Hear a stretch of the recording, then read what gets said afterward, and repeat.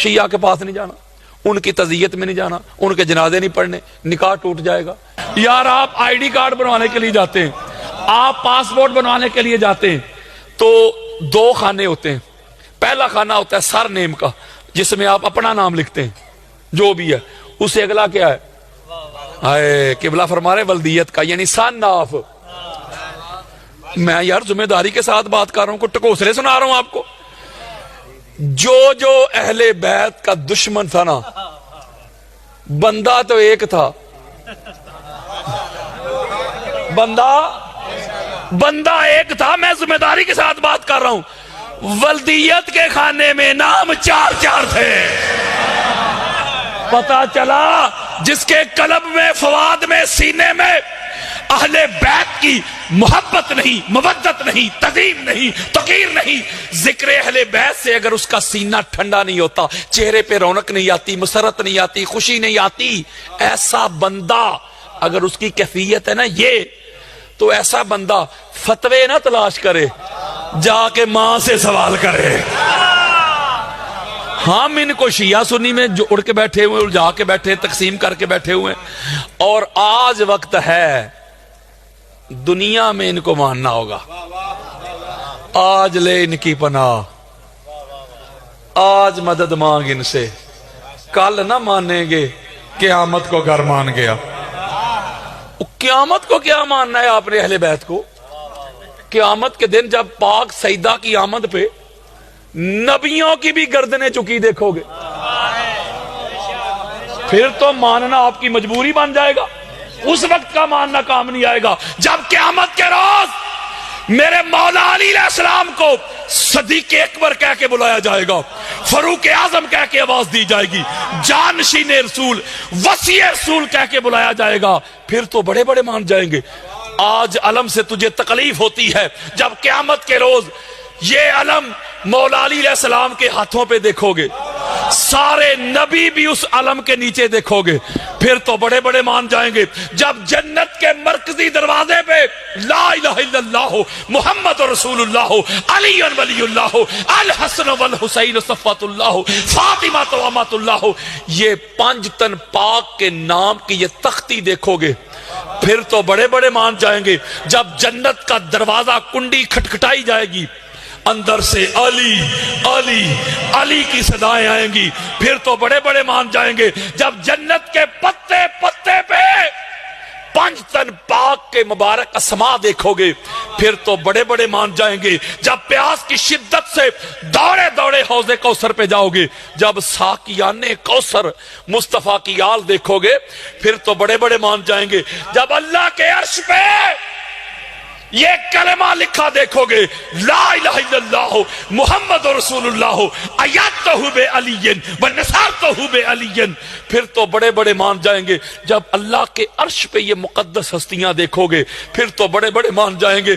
حضرت ابوبکر صدیق روایت کرتے ہیں، کوئی جنت میں اس وقت جا نہیں سکے گا جس کے پاس علی علیہ السلام کے ہاتھوں کا لکھا ہوا پروانہ نہیں ہوگا، پھر تو بڑے بڑے مان جائیں گے۔ حضرت ابوبکر صدیق ہی روایت کرتے ہیں، کوئی پل صراط سے اس وقت تک گزر نہیں سکے گا جب تک علی ولی اللہ کی گواہی نہیں دے گا، پھر تو بڑے بڑے مان جائیں گے۔ او بھائیا، قیامت کے روز اللہ نہیں ہونا تیرے سامنے، انہوں نے جنت تقسیم کرنی ہے، انہوں نے جہنم تقسیم کرنی ہے۔ جب تک سرکار ابو طالب کے پوتے نہ چاہیں گے، کسی دا پیو بھی جنت نہیں جا سکتا۔ آج لے ان کی پناہ، آج مدد مانگ ان سے، کل نہ مانیں گے، قیامت کو گھر مان گیا۔ میرے دوستو، آج شیعت کی ضد میں اہل بیت کو شیعت کے کھاتے میں ڈال کے اپنا ایمان کا بیڑا غرق نہ کرنا۔ قبر کی پہلی شام پتا چل جائے گا کہ اہل بیت کون ہے۔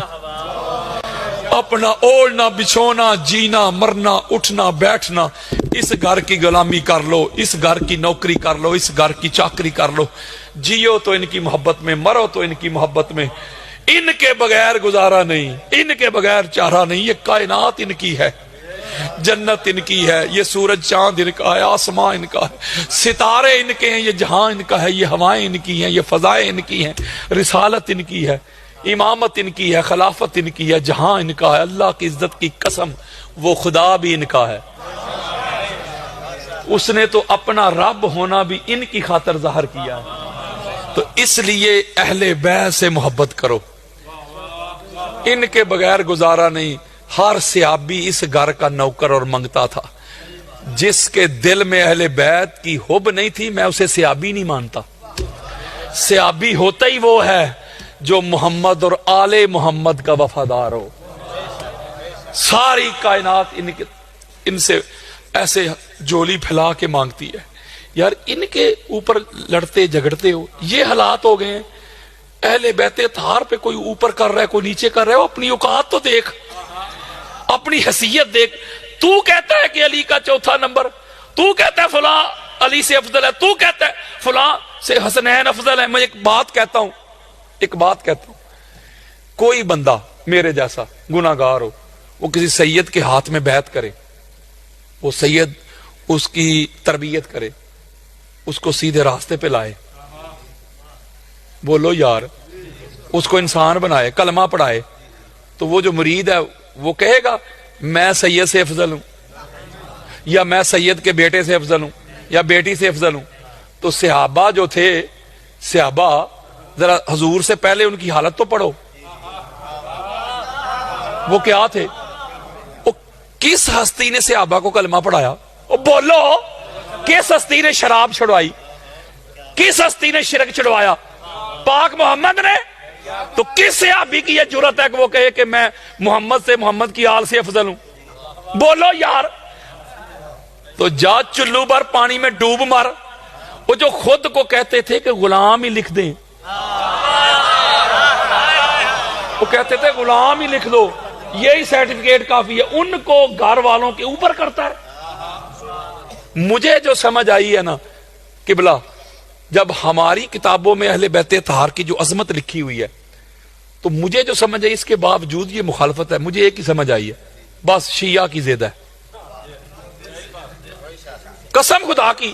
یار اگر تو اہل بیت اطہار کے فضائل، مناقب، ان کی عظمت ہماری اہل سنت کی کتابوں میں نہ لکھی ہوتی پھر تو الگ بات ہی نا، بندہ کہتا بھائی ساری کتابوں سے ہے ہی کوئی نہیں۔ تو جب سارا کچھ لکھا ادھر ہے تو پھر بھی کوئی یار لوگ نہ مانے تو کوئی نہ کوئی تکلیف تو ہے نا۔ بے خودی بے سبب نہیں غالب، کچھ تو ہے جس کی پردہ داری ہے، تو پھر شیعہ کی زید ہی ہے نا یار، بولو یار۔ میں جب بھی کراچی جاتا ہوں، بہت بڑے سید، کیا بات ہے ان کی، سید شہنشاہ حسین نقوی حافظہ اللہ تعالی، بڑا پیار کرتے ہیں، بڑی شفقت فرماتے ہیں، ان کے گھر ہی رہتا ہوں۔ ان کا ایک جملہ ہے، وہ فرماتے بیٹا اساں تے لیا ہی سارا کچھ سنی بزرگاں کو لائیں۔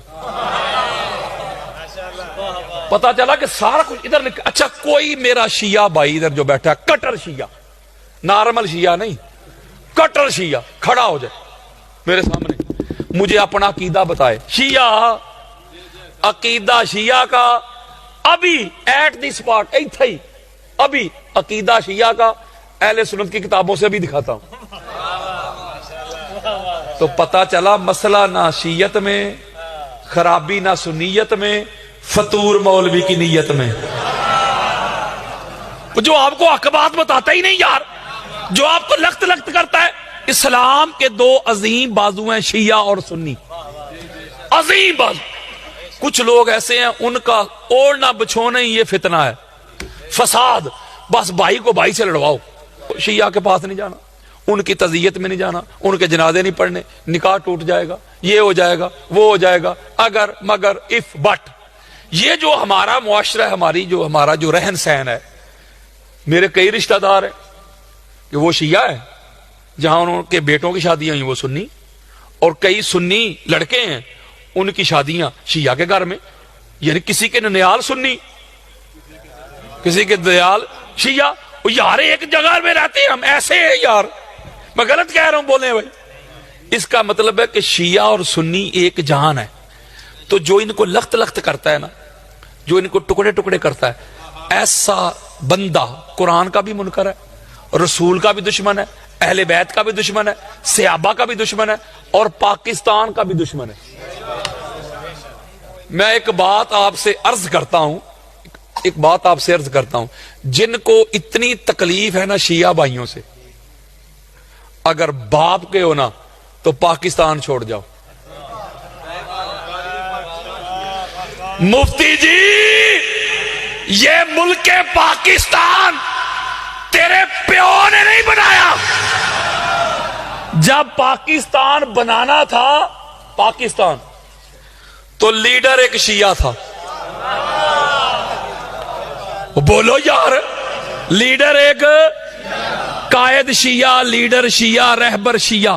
ایک شیعہ لیڈر کے انڈر اہل سنت بھی آئے, دیوبند بھی آئے, اہل حدیث بھی آئے, بڑے بڑے پیر بھی آئے, سارے ملے, اتحاد ہوا, اتفاق ہوا, انفرادیت سے نکل کے اجتماعیت میں آ کے ضم ہوئے, میں چھوڑ کے ہم ہوئے. جب ایک کو لیڈر مان کے سارے پیچھے کھڑے ہو گئے, ایک کو لیڈر مان کے سارے پیچھے کھڑے ہو گئے, پیچھے شیعہ شیعہ رہا, سنی سنی رہا, دیوبند دیوبند رہا, لیکن ایز اے نیشن, بطور قوم وہ سارے ایک ہو گئے یار. جب سارے ایک ہو گئے ایک کو لیڈر مان کے, اور مولوی جی اس وقت تجھ سے زیادہ بڑے بڑے مفتی تھے, تجھ سے بڑے بڑے عالم بھی تھے, اور آج کل کے پیروں سے بڑے پیر بھی تھے. ان کا فتویٰ تھا کہ جو قائد اعظم کے پیچھے کھڑا نہ ہو ہمارا مرید ہی نہیں. میں جنرل بات بتا رہا ہوں یار آپ کو, سارے اس کے پیچھے کھڑے ہو گئے, اس لیڈر کے پیچھے ہوئے نہ کھڑے. تو ہوا کیا, اللہ نے پھر 14 کی برکت سے, 14 کے فضل سے, 14 کے کرم سے, 14 کے فیض سے, 14 کے وسیلہ سے, 14 کے واسطہ سے 14 اگست کو پاکستان عطا کر دیا.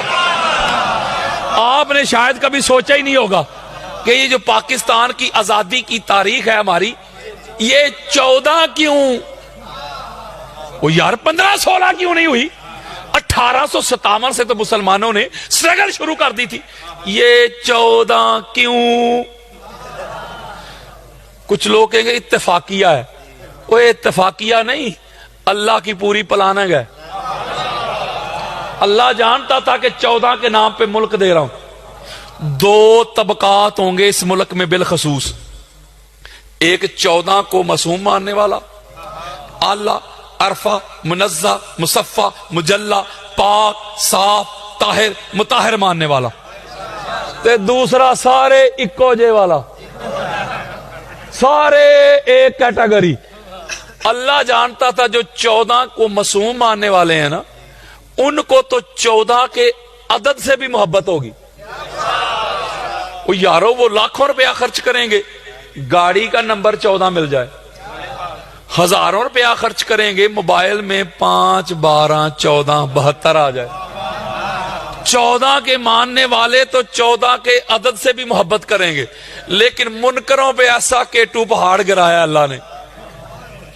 منکر بھی کہیں گے یار کل 14 ہے اور پرسوں 14 ہے, نیا لباس سلوائیں گے, بچوں کو پیسے دیں گے, ان کو غازی عباس کا علم اٹھانا شاید نصیب نہ ہو.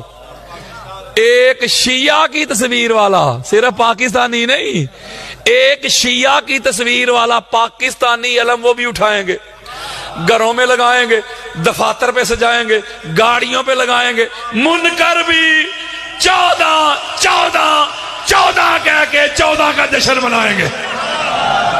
یہ 14 اگست کی حکمت ہے بھائی, اور قیامت تک رہنا جے 14 کا جشن.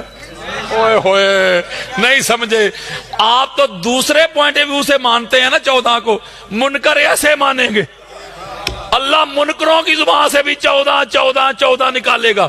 اچھا جب مفتی صاحب نے کراچی میں میٹنگ بلائی تھی نا کہ عزاداری حسین کے جلوس روک دینے, علم اتار دینے, میرے بزرگ مجھے ملے جو فوج میں رہتے تھے 80s کے دور میں, وہ کہتے تھے ہم نے اپنی آنکھوں سے دیکھا تھا وہ لانتی وہ عامر, اس نے علم پاک اتارے تھے.